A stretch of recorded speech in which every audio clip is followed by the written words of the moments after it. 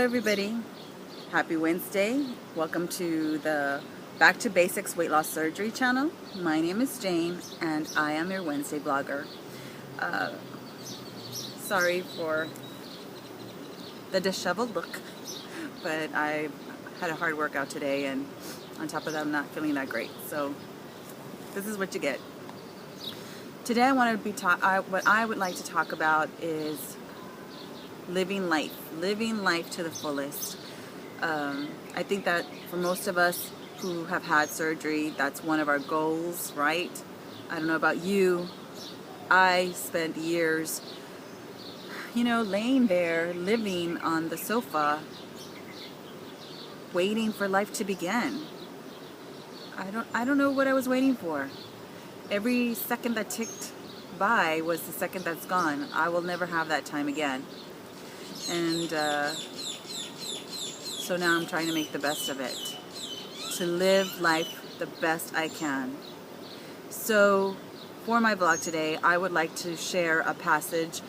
Usually, if you know me, I'm big on quotes. But this was too good to just break up into a couple sentences.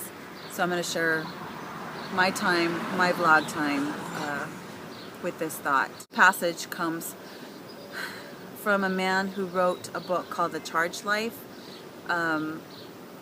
It's not in the book, but I found where he was commenting on a thread, and I loved what he had to say in response to his own book. So here we go. The Charged Life. The truly lived life is not a routine existence in some quaint, picturesque village of safety and certainty. I think a lot of us think of that, right? That a truly lived life is probably somewhere in some farmland or some dream life. We all have a picture of what our dream life is. Definitely for me, it's like the Anne of Green Gables life. I just imagine, a Happy Days kind of life. But he goes on to say, no, the life worth living is out there, in the wooded wilds of the unknown, on the craggy battlefields that test our wits and wills, in the daily fights with our own demons. I think that's pretty spot on for those of us who especially are fighting obesity and emotional eating. On the ground, where we are knocked sprawling and forced to face our own weaknesses, and on the mountaintops that we reach only because we pitted our every ounce of virtue, strength, character, and courage to keep climbing, no matter the slings and arrows flung at our backs or the barriers thrown up before us. Okay? For me, that part of the passage is talking about what blocks us as we are trying to get to goal. The mental barriers that we have.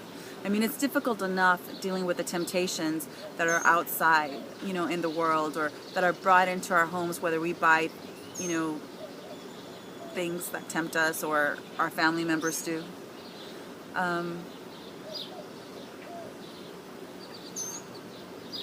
We can reach the mountaintops. We can overcome those barriers. It is out there that we come face to face with the best in ourselves and with our destiny. It is out there in a new world of uncertainty and adventures that we push ourselves, better ourselves, realize ourselves. That's what the post-op life is. It's a new world. You're a new person. And this is your chance to become the best you that you can be. Take it. Take it. I know it's hard. I know that we have to fight through depression. And like I said before, temptation, laziness, fear of success. We have to push through that. to become the best us that we can be, to realize ourselves. It is only in the Herculean quest for something more that life fills us with wisdom and meaning, but only after we have paid with our sweat and at times our tears. It doesn't come easy. Gold does not come easy. You gotta sweat it out, and sometimes it'll bring you to tears, but you are worth getting there. It is in the marching on when we are tired and weak and fearful, and in the camaraderie of those fellow warriors we have striven with, our brothers and sisters and family and friends who cheered us on and toiled with us despite the messiness and apparent madness of it all. And there's going to be that. This journey's going to be crazy. And that's why we look for each other as a community. Why our bonds matter.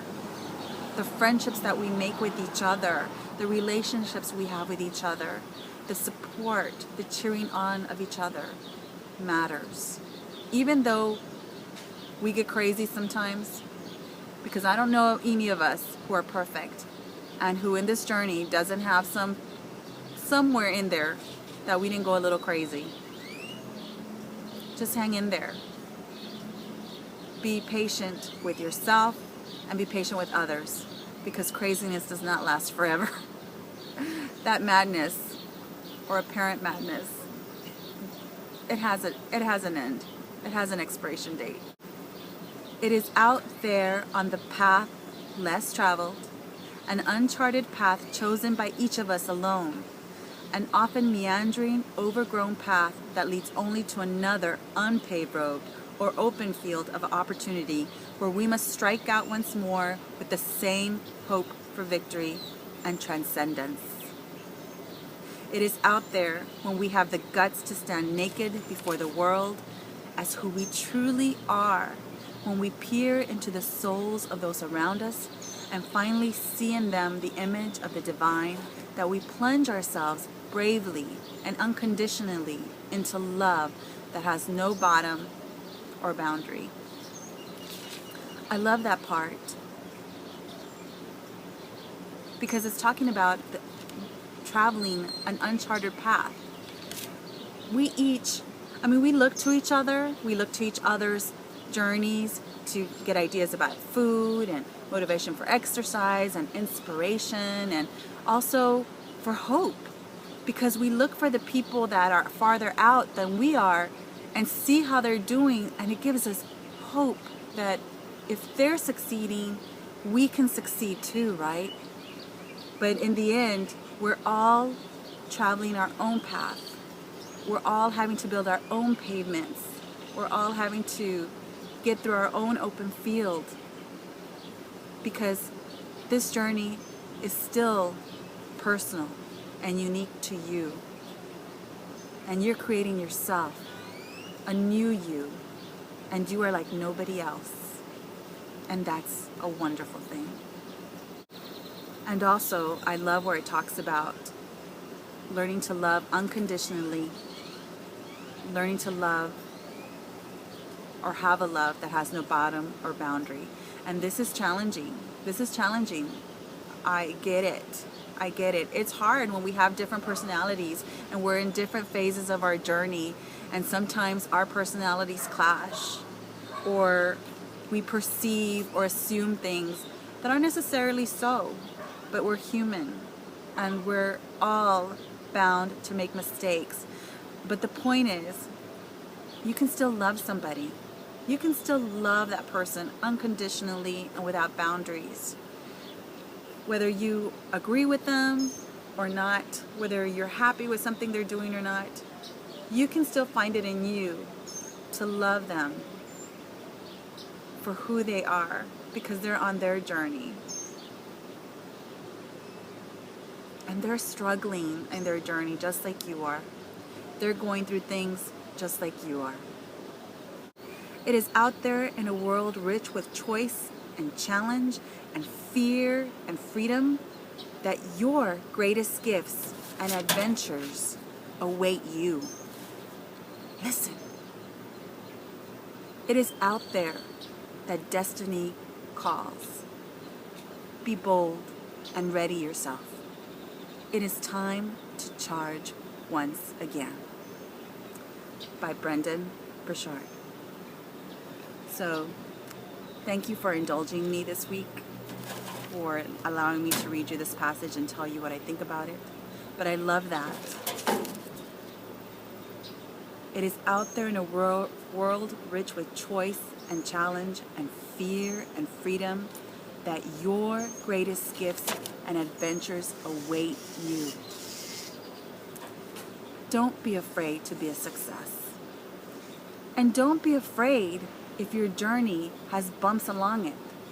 You know, that you're not smooth sailing or speeding to the finish line. You know, there are no medals in this.